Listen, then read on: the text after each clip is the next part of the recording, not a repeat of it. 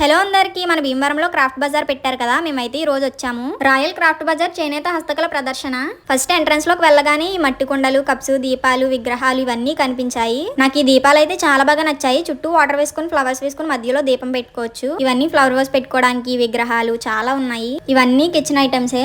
ఇవన్నీ చిన్న చిన్న బౌల్స్, కూర దాకలు, వాటర్ జగ్స్ అన్ని ఉన్నాయి.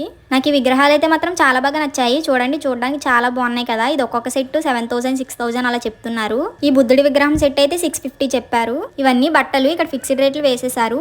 ఇది ఒక్కొక్క టీ షర్ట్ 250 రూపీస్ అంట. అన్ని అలానే వాటికి రేట్స్ వేసేసి హ్యాంగ్ చేసి పెట్టేశారు. నాకైతే మిడ్డీస్ బెటర్ అనిపించాయి. ఏదైనా 50 రూపీస్ అంట.